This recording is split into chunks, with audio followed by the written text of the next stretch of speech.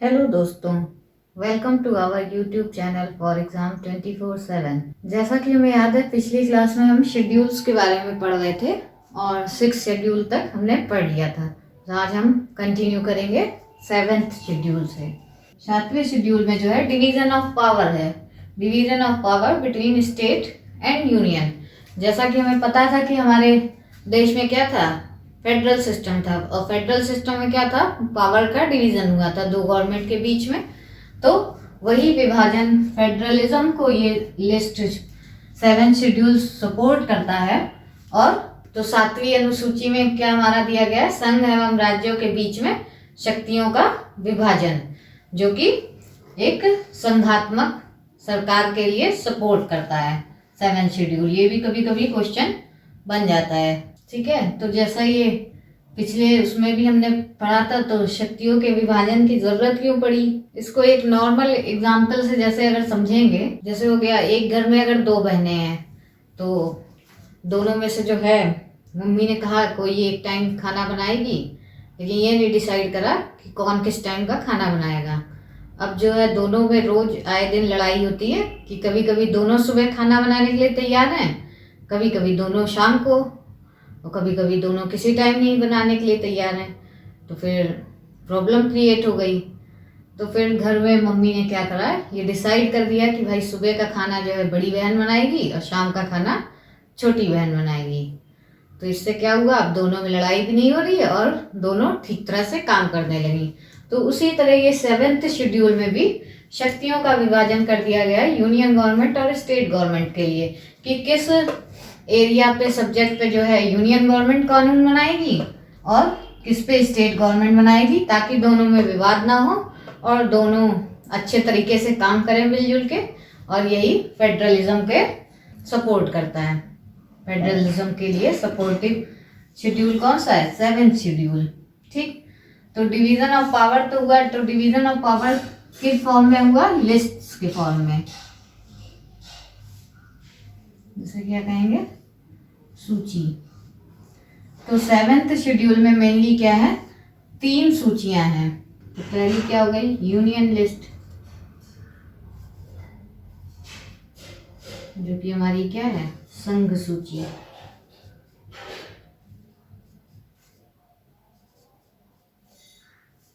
दूसरी कौन सी हो गई, स्टेट लिस्ट।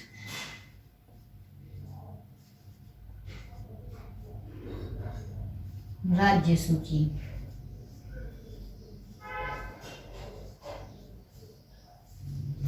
और तीसरी एक और लिस्ट बना दी गई, कॉन्करेंट लिस्ट।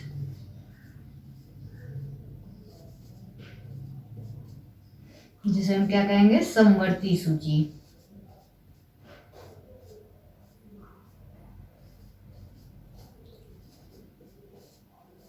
तो जैसा कि ये है, यूनियन लिस्ट में जो है स्टेट गवर्नमेंट, यूनियन गवर्नमेंट काम करेगी यूनियन लिस्ट में, स्टेट गवर्नमेंट काम करेगी स्टेट लिस्ट के सब्जेक्ट्स में, और कॉन्करेंट लिस्ट में जो है यूनियन और स्टेट गवर्नमेंट दोनों मिलजुल के इस पे काम करती हैं, कि इसमें जो भी सब्जेक्ट्स होंगे उसमें दोनों की सहमति से लॉ बनेगा, जो भी काम होगा उसमें दोनों की सहमति होगी, ठीक है। तो ये जैसे था 7 शेड्यूल हमारा क्या है, 7 शेड्यूल में जैसे शक्तियों का मेनली विभाजन है, किसके किसके बीच में, यूनियन गवर्नमेंट और स्टेट गवर्नमेंट के बीच में। तो इसको याद करने के लिए, रिमेम्बर करने के लिए, जैसे 7 से जैसे 7वीं अनुसूची है, 7 से 7 और 7 से शक्तियों का विभाजन। तो 7 शेड्यूल में जो है 3 सूचियां दी गई हैं। पहली जो है संघ सूची, दूसरी राज्य सूची और तीसरी समवर्ती सूची। संघ सूची में जो है संघ सरकार कानून बनाएगी, राज्य सूची के सब्जेक्ट्स में राज्य सरकार, और समवर्ती सूची में जो है दोनों सरकारें मिलजुल के काम करती हैं, ठीक है। तो 7th शेड्यूल में जो है हमारी 3 लिस्ट थी, 3 सूचियां हैं। पहली यूनियन लिस्ट, तो यूनियन लिस्ट में जो है ये भी, क्योंकि सब्जेक्ट्स पे भी क्वेश्चन आता है कई बार, तो यूनियन लिस्ट में हमारे सब्जेक्ट को क्या कहेंगे, आपका विषय। तो यूनियन लिस्ट में जब संविधान बना, ओरिजिनल संविधान में जो है सबसे पहले 97 सब्जेक्ट थे, उसके बाद जो है उसमें +3 हुआ, 3 नए सब्जेक्ट जोड़े गए, तब 100 हो गए थे। और इस टाइम फिर +3 के बाद फिर 100 में से -2 हो गए, 2 सब्जेक्ट हटा दिए गए, तो एट प्रेजेंट कितने सब्जेक्ट हैं यहाँ पे? 98 हैं। ठीक, तो मूल संविधान में जो है यूनियन लिस्ट में संघ सूची में 97 सब्जेक्ट थे और वर्तमान में जो है 98 हैं। ठीक, इसी तरह जो है स्टेट लिस्ट में राज्य सूची में जो है ओरिजिनल कॉन्स्टिट्यूशन में 66 सब्जेक्ट थे, जबकि जो है अब इस टाइम जो है एट प्रेजेंट कितने हैं? 59 हैं। बीच में इसमें से बेसिकली हुआ क्या था, इसमें से 5 सब्जेक्ट निकाल के स्टेट लिस्ट से 5 सब्जेक्ट हटा के किसमें जोड़ दिए गए थे? कॉन्करेंट लिस्ट में, जिसको हम आगे पढ़ेंगे। तो इसमें क्योंकि कॉन्करेंट लिस्ट में ओरिजिनली कितने थे सब्जेक्ट? 47 थे, तो स्टेट लिस्ट से 5 सब्जेक्ट निकाल के जो है कॉन्करेंट लिस्ट में जोड़ दिए गए, तो 47 + 5 कितने हो गए? 52। और ये आज की डेट में भी कॉन्करेंट लिस्ट में 52 सब्जेक्ट हैं। और जबकि जो है इसमें 61 हुए 5 सब्जेक्ट हटने के बाद, और एट प्रेजेंट जो है फिर इसमें से -2 हो गए, तो एट प्रेजेंट यहाँ पे 59 सब्जेक्ट हैं। ठीक है, तो इसे भी लिख लो, इस पे भी क्वेश्चन बनता है। तो स्टेट लिस्ट में पहले जो है मूल संविधान में 66 सब्जेक्ट थे, जबकि आज की डेट में जो है 59 सब्जेक्ट हैं। और इसमें 47 थे, आज की डेट में 52 हैं। ठीक, तो 7 शेड्यूल के बारे में ये इतना काफ़ी है। तो जैसे 7 शेड्यूल में जो है अभी हमने पढ़ा, ठीक है, जैसा अभी हमने 7 शेड्यूल में पढ़ा कि जो है 3 लिस्ट हैं। तो यूनियन लिस्ट थी, स्टेट लिस्ट, कॉन्करेंट लिस्ट, संघ सूची, राज्य सूची और समवर्ती सूची। तो अभी हमने पढ़ा कि संघ सूची में अभी टोटल कितने सब्जेक्ट्स हैं? 98 सब्जेक्ट्स हैं। तो एक बार इसके मेन सब्जेक्ट्स हम देख लेते हैं, जिससे आइडिया लग जाए कि संघ सूची में कौन कौन से सब्जेक्ट्स हैं। ठीक है, तो जैसा हमें पता है कि हमारे देश में जो है यूनियन गवर्नमेंट ज़्यादा स्ट्रांग है, तो जितने भी मेन सब्जेक्ट होंगे जो बड़े हैं उन पे जो है कौन काम करता है? केंद्र सरकार ही काम करती है। तो बेशक वो सब्जेक्ट कहाँ होंगे? संघ सूची में ही होंगे। जैसे आपका हो गया पहला, जैसे हो गया आपका रक्षा मंत्रालय। रक्षा मंत्रालय कहाँ, किसके अंडर में काम करता है? सेंट्रल गवर्नमेंट में। Central government means union government, और तो वो सब्जेक्ट कहाँ होगा? यूनियन लिस्ट में। तो क्या हो गया? डिफेंस पहला। और क्या? सिटीजनशिप,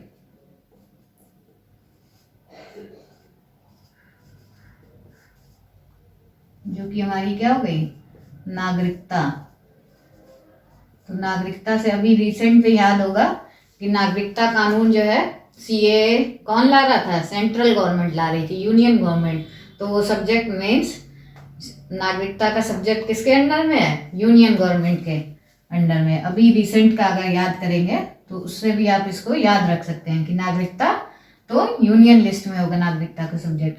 और क्या? मुद्रा। मुद्रा डेट इज करेंसी। करेंसी भी डिमोनेटाइजेशन किसने किया था? सेंट्रल गवर्नमेंट ने। तो ये भी अच्छे से याद रहेगा। तो सेंट्रल गवर्नमेंट ने करा था, यूनियन गवर्नमेंट ने। तो ये मुद्रा भी, मुद्रा का सब्जेक्ट भी जो है कहाँ है? यूनियन गवर्नमेंट में। उसके बाद फॉरेन पॉलिसी,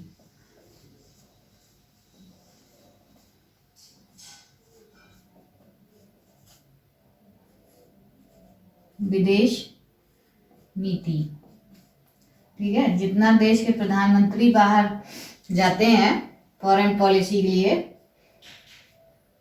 तो ये सब्जेक्ट भी जो है यूनियन गवर्नमेंट का ज़्यादा है, तो यूनियन लिस्ट में है।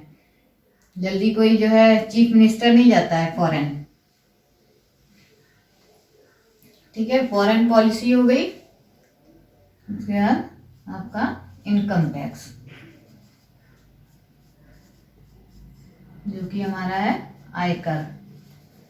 ठीक है, तो यूनियन गवर्नमेंट का इनकम का सबसे बड़ा स्रोत ही क्या है? इनकम टैक्स है। तो इनकम टैक्स भी किस लिस्ट में है? यूनियन लिस्ट में।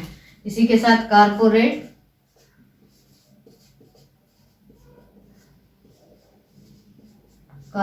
टैक्स, जिसे हम क्या कहते हैं? निगम कर। ये भी कहाँ है, यूनियन लिस्ट में। उसके बाद सेंसस, जो कि है जनगणना, ये भी कहाँ है, यूनियन लिस्ट में। उसके बाद रेलवे, माइनिंग, माइनिंग तो क्या कहेंगे, खनन, और खनन के बाद माइनिंग हो गया, खनन हो गया, बैंकिंग, बैंकिंग भी किसके अंडर में है, यूनियन लिस्ट में है। तो इस पे भी काम कौन करती है, संघ सरकार। तो ये संघ सूची में है, बैंकिंग हो गया। और वॉर एंड पीस, इस पे भी यूनियन गवर्नमेंट का रोल होता है। वॉर एंड पीस हो गया, बैंकिंग, खनन, उसके बाद बैंकिंग, इंश्योरेंस भी यूनियन गवर्नमेंट में, इंश्योरेंस, और पोस्ट ऑफिस वाला भी, सेविंग अकाउंट, बैंक भी यूनियन गवर्नमेंट में, जिसे हम क्या कहेंगे, डाकघर, बचत बैंक।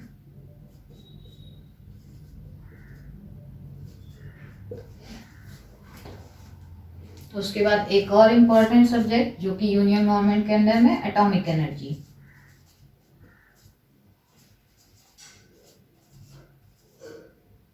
परमाणु ऊर्जा, ठीक। तो परमाणु ऊर्जा भी अगर याद करेंगे तो भारत में पहला एटॉमिक एक्सपेरिमेंट कब हुआ था, जब अटल बिहारी जी की सरकार आई थी। तो इसमें भी जो है यूनियन का ज़्यादा रोल है, तो ये यूनियन लिस्ट में है ये सब्जेक्ट भी, एटॉमिक एनर्जी, ठीक है। तो इसी तरह के जो मेन सब्जेक्ट्स होते हैं वो ज़्यादातर जो है यूनियन लिस्ट में है, और उन पे काम जो है यूनियन गवर्नमेंट करती है। संघ सूची में उसमें काम जो है संघ सरकार करेगी। अब एक बार जो है स्टेट लिस्ट के सब्जेक्ट देख लेते हैं।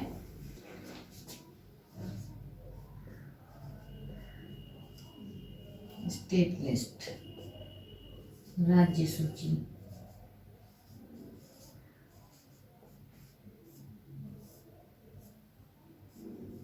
तो स्टेट लिस्ट में जो है ओरिजिनली कितने थे, 66 सब्जेक्ट थे, जबकि एट प्रेजेंट कितने हैं, 59, ठीक, ठीक है। तो स्टेट लिस्ट में जो है ओरिजिनली 66 सब्जेक्ट थे, अब जो है कितने हो गए, 59 हो गए हैं। तो उनमें मेन सब्जेक्ट जो है हमारे क्या हैं, जिनसे हमें समझ में आएगा किन किन सब्जेक्ट्स पे जो है स्टेट गवर्नमेंट काम करती है। तो सबसे मेन क्या है, लोक व्यवस्था, पब्लिक एडमिनिस्ट्रेशन, तो जिसके अंदर हमारी क्या आ जाती है, पुलिस। तो हर स्टेट की पुलिस अलग अलग होती है, तो उसमें आ गई पुलिस। दूसरा इंपॉर्टेंट होता है भूमि एवं भूमि कर, इसमें भी जो है स्टेट गवर्नमेंट नियम कानून बनाएगी, इसमें जो है स्टेट गवर्नमेंट का रोल रहेगा। तो ये सब्जेक्ट भी भूमि एवं भूमि कर भी जो है स्टेट लिस्ट में है। लैंड एंड लैंड टैक्स, कृषि एवं सिंचाई, एग्रीकल्चर एंड इरिगेशन। आजकल जो है यूपी के इलेक्शन में जो है बहुत दिया जा रहा है कि हम फ्री सिंचाई और फ्री बिजली देंगे, तो वो इसीलिए स्टेट लिस्ट में है, क्योंकि इस पे स्टेट गवर्नमेंट काम करेगी। लोकल गवर्नमेंट, स्थानीय सरकार के लिए भी जो है, ये भी जो है स्टेट लिस्ट में है, इसमें भी स्टेट गवर्नमेंट। और ये क्वेश्चन जो है अभी हाल ही में जब से कोविड आया 2-3 बार पूछा जा चुका है कि पब्लिक हेल्थ एंड सैनिटाइजेशन किसके अंडर में, स्टेट गवर्नमेंट के। लोक स्वास्थ्य एंड स्वच्छता, तो ये भी जो है स्टेट लिस्ट में। बाजार एवं मेलों पे काम स्टेट गवर्नमेंट। फिशरी, मत्स्य पालन पे भी जो है स्टेट गवर्नमेंट। अल्कोहल भी स्टेट गवर्नमेंट, इसीलिए जैसे कहीं कुछ कुछ स्टेट्स में अल्कोहल बैंड होती है, कुछ में जो है कम रेट में मिलती है, तो ये भी स्टेट गवर्नमेंट के अंडर में है। बेटिंग एंड गैम्बलिंग, जुआ एवं सट्टा भी स्टेट गवर्नमेंट के। तो ये मेन कुछ सब्जेक्ट्स हैं जिनसे हमें पता चलता है कि किन किन पे स्टेट गवर्नमेंट काम करती है, जो सब्जेक्ट स्टेट लिस्ट में है। नेक्स्ट है कॉन्करेंट लिस्ट,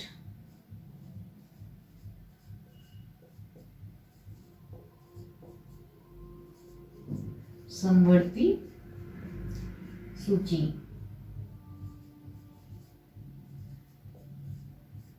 तो इसमें कौन कौन से सब्जेक्ट्स हैं?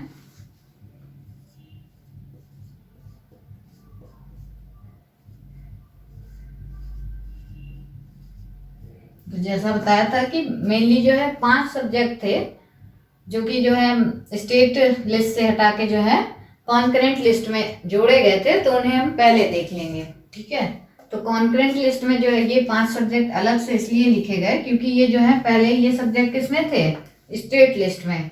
उसके बाद जो है 42nd कॉन्स्टिट्यूशन अमेंडमेंट एक्ट में 42वें संविधान संशोधन में, जो कि कब हुआ था? 1976 में। किसकी सरकार थी? इंदिरा गांधी की। तब ये सब्जेक्ट जो है स्टेट लिस्ट से हटाकर किसमें ऐड कर दिए गए? कॉन्करेंट लिस्ट में।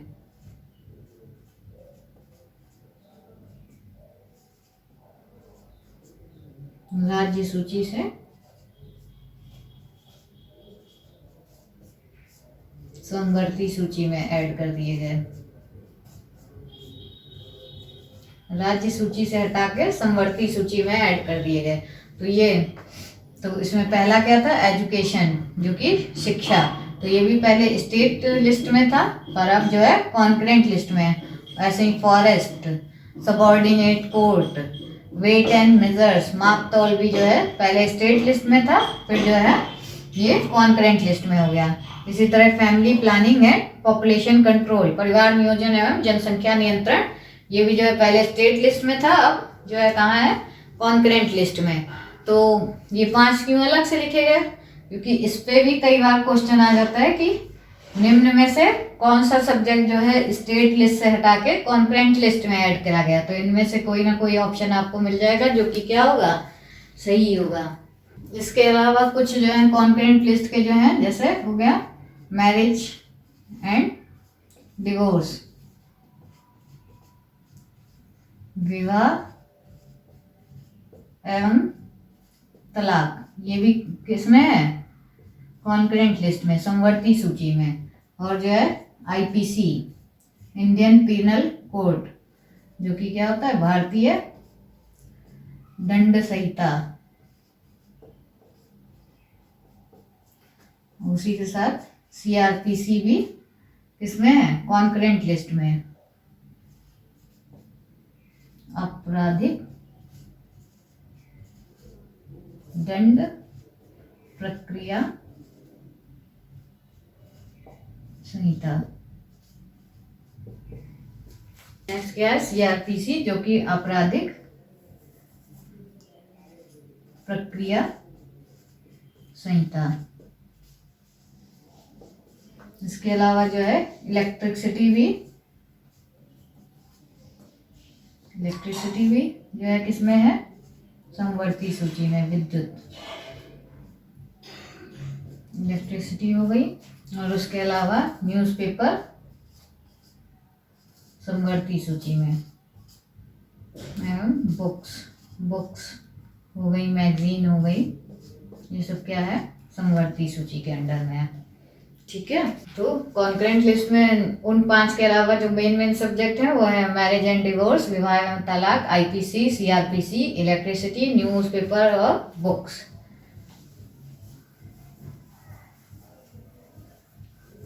एक और होती है लिस्ट जिसे हम अपशिष्ट सूची कहते हैं, रेजिड्यूरी लिस्ट।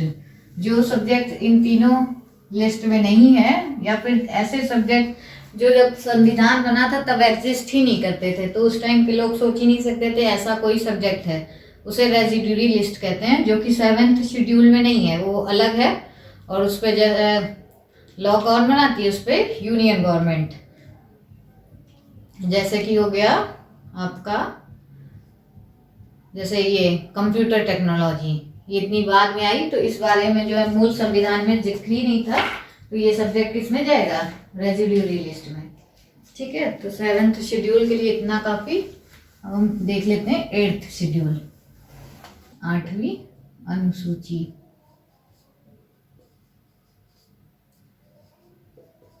तो 8वीं अनुसूची मेनली किस बारे में है? 8वीं अनुसूची में दी गई हैं भाषाएं, भाषाओं के बारे में। लैंग्वेजेस, जो कि जो है ओरिजिनली मूल संविधान में कितनी थी, 14 थी, और अब एट प्रेजेंट कितनी हो गई हैं, 22।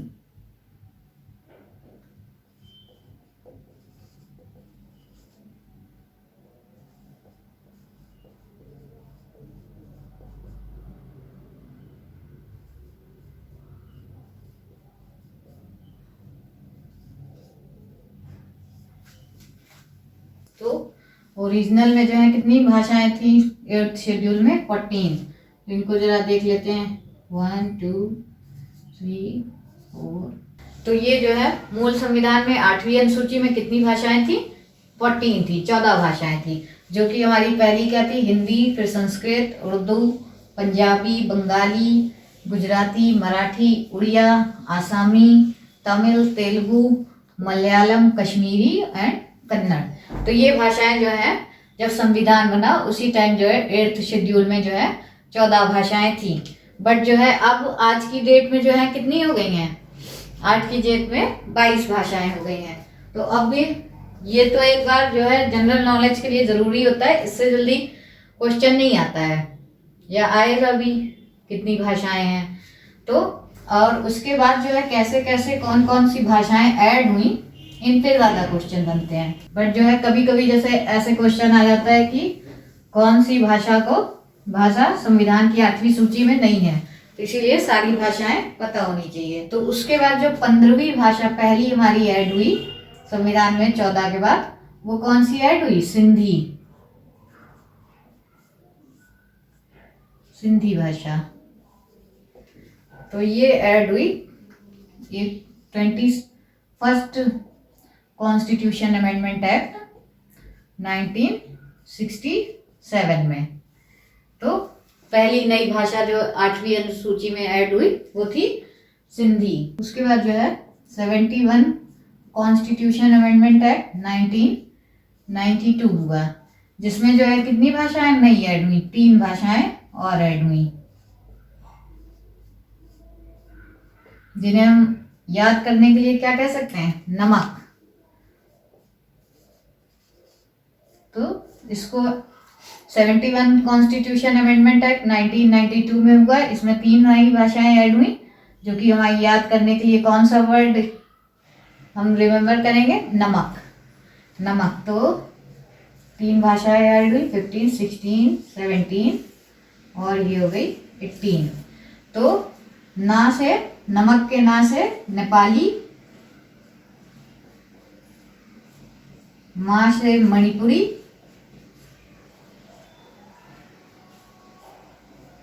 और का से कोंकणी।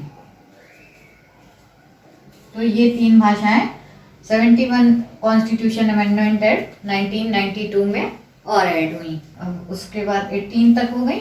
उसके बाद एक और कॉन्स्टिट्यूशन अमेंडमेंट हुआ, 92nd कॉन्स्टिट्यूशन अमेंडमेंट एक्ट, जो कि कब हुआ, 2003 में। तो इसमें जो है 4 भाषाएं ऐड हुई, और तो उन्हें याद करने के लिए हम क्या करेंगे, बॉर्ड मास, बॉर्ड मास। तो कहाँ तक हो गया था उसमें, 15, 3, 18। तो अब 19, 20, 21 और 22 बॉर्ड मास। तो BO से जो है बॉर्ड के हो गई बोडो, बोडो भाषा ऐड हुई, बोडो। और D से डोगरी,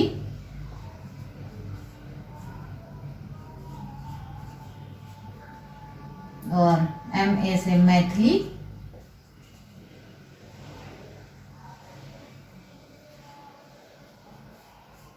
और S से संथाली। तो हो गई टोटल 22 लैंग्वेज। ठीक है, तो इससे क्वेश्चन बहुत आते हैं भाषाओं से। तो 92nd कॉन्स्टिट्यूशन अमेंडमेंट एक्ट कब हुआ, 2003 में, जिसमें 4 भाषाएं ऐड हुई। शॉर्ट टिक हमारी क्या है, बॉर्ड मास। BO से क्या होगा, बोडो, D से डोगरी, M से मैथिली, MA से मैथिली और S से संथाली, ये 4 नई भाषाएं और ऐड हो गई 8th शेड्यूल में। और इसके अलावा कभी कभी पूछता है कि कौन सी नहीं है, तो अंग्रेजी, भोजपुरी और राजस्थानी, ये 3 भाषाएं जो हैं ये क्या है, अभी 8th शेड्यूल में नहीं है, नॉट इन 8th शेड्यूल। ठीक ठीक, अभी तक हमने 8th शेड्यूल तक पढ़ा, जो कि जो है ओरिजिनल कॉन्स्टिट्यूशन में थे। अब क्या आता है 9th शेड्यूल, जो कि जो है बाद में ऐड हुआ 9वीं अनुसूची। तो 9वीं अनुसूची जो है संविधान में नई जोड़ी गई। ये कब जोड़ी गई, पहले ही कॉन्स्टिट्यूशन अमेंडमेंट एक्ट हुआ कब, 1951 में, तभी जो है ये पहली 9वीं अनुसूची जो है भारतीय संविधान में जोड़ी गई, जो कि क्या है, किससे रिलेटेड है, लैंड रिफॉर्म।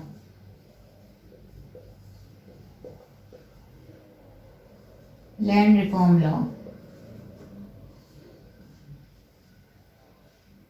भूमि सुधार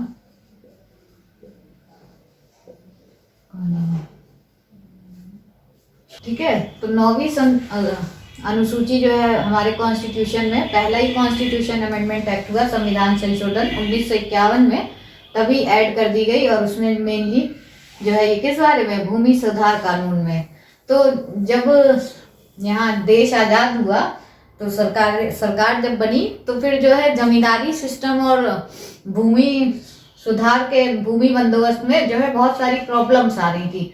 जमींदार जो पुराने थे वो जमींदारी छोड़ने के लिए नहीं तैयार थे, तो इसीलिए जो है ये 9th शेड्यूल जो है कॉन्स्टिट्यूशन अमेंडमेंट संविधान संशोधन करके ऐड करा गया, जो कि पहला संविधान संशोधन था। प्राइम मिनिस्टर में कौन थे, पंडित जवाहरलाल नेहरू। तब लैंड रिफॉर्म लॉ लाया गया और इसी से जमींदारी हटा दी गई। तो 9th शेड्यूल का बेसिक मेन इंपॉर्टेंस क्या था, इसे कोर्ट में चुनौती नहीं दी जा सकती। इसमें जो भी कोर्ट में चुनौती नहीं दी जा सकती।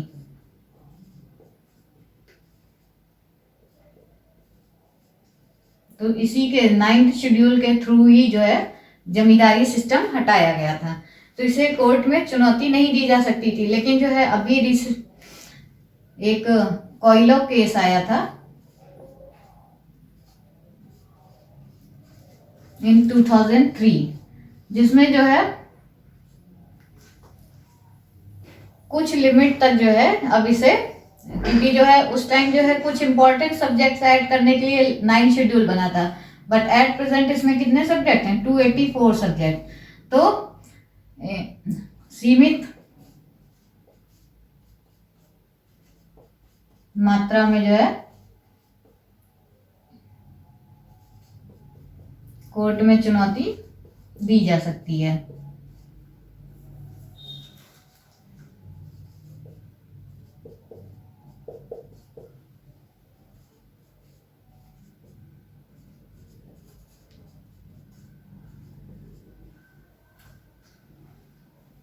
ठीक है, तो ये 9th शेड्यूल आपका नया जोड़ा गया पहले संविधान संशोधन के द्वारा 1951 में। तो इससे जो है जमींदारी सिस्टम, इसका मेन एम था, इससे जो है जमींदारी सिस्टम को हटाया गया, लैंड रिफॉर्म लॉ लाया गया। और इसका मेन जो कैरेक्टरिस्टिक था तो ये था कि इसे कोर्ट में चुनौती नहीं दी जा सकती। इसमें जो भी लॉ बना के 9 शेड्यूल में ऐड कर दिया जाएगा उसे कोर्ट में चैलेंज नहीं किया जा सकता। लेकिन जो है 2003 में कोयलो केस के थ्रू 2003 में एक वर्डिक्ट आया, जिसमें अगर कोई भी लॉ जो है कॉन्स्टिट्यूशन के बेसिक स्ट्रक्चर को डिस्टर्ब करता है तो उस लॉ को जो है कोर्ट में, सुप्रीम कोर्ट में चुनौती दी जा सकती है। ठीक है, तो लिमिटेड एस्पेक्ट्स के थ्रू कोर्ट में चुनौती दी जा सकती है इसको।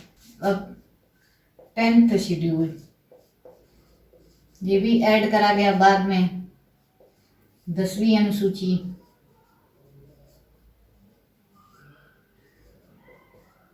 तो ये कब ऐड करा गया, ये ऐड करा गया 52nd कॉन्स्टिट्यूशन अमेंडमेंट एक्ट, संविधान संशोधन जो कि कब हुआ था? 1985 में। तब कौन थे प्राइम मिनिस्टर? राजीव गांधी।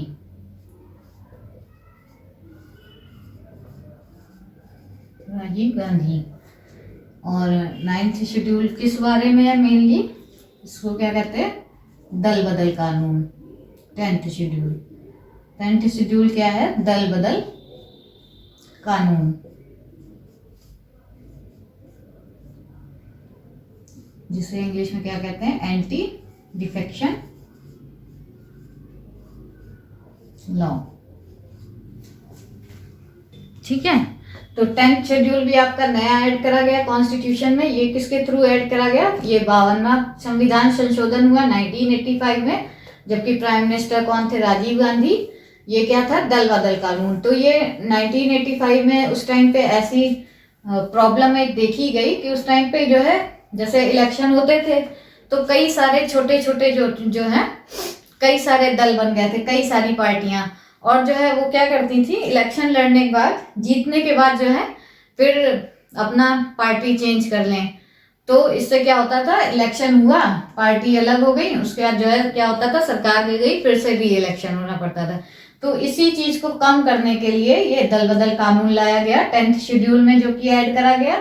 तो अगर जैसे आपको अगर पार्टी चेंज करनी है तो या तो आप इलेक्शन से पहले चेंज करिए, मतलब अचानक से आपकी विचारधारा नहीं चेंज हो सकती।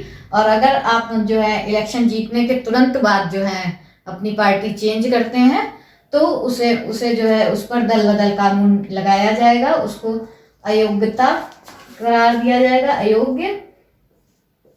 तो फिर जो है उसको हटाया भी जा सकता है। ठीक है, तो कहाँ थे हम? 10th शेड्यूल नया हमारा ऐड हुआ 9th के बाद। ये 52nd कॉन्स्टिट्यूशन अमेंडमेंट के थ्रू ऐड हुआ 1985 में, राजीव गांधी थे। ये मेनली किस बारे में था? दल बदल कानून में, एंटी डिफेक्शन लॉ।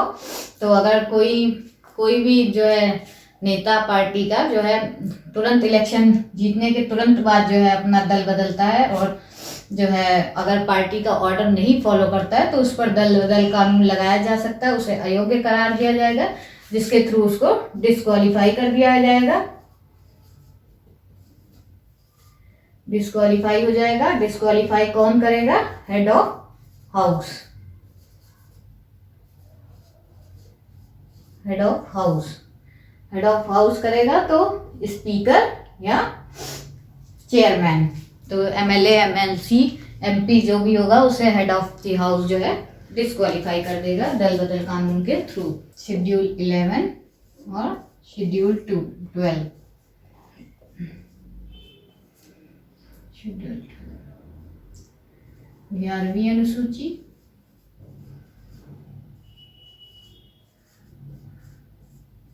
और 12वीं अनुसूची।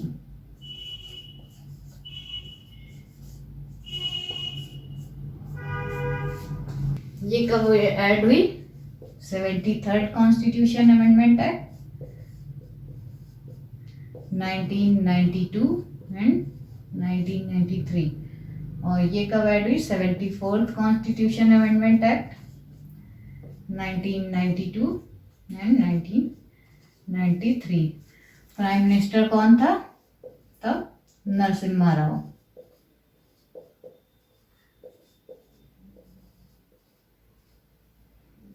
इस टाइम भी प्राइम मिनिस्टर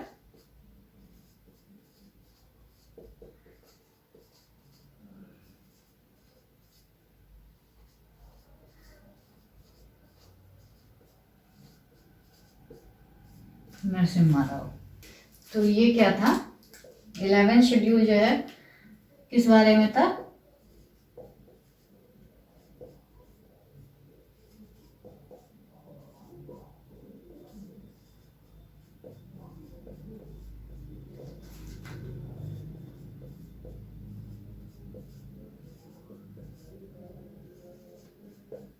पंचायत की शक्तियों से संबंधित। और ये 12 शेड्यूल जो है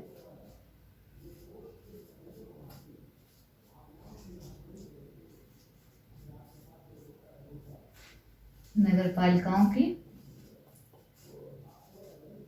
शक्तियों से संबंधित।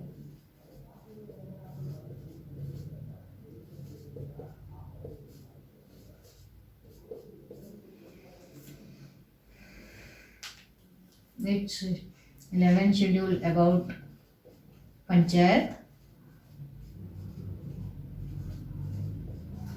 और ये अबाउट म्यूनसिपैलिटीज।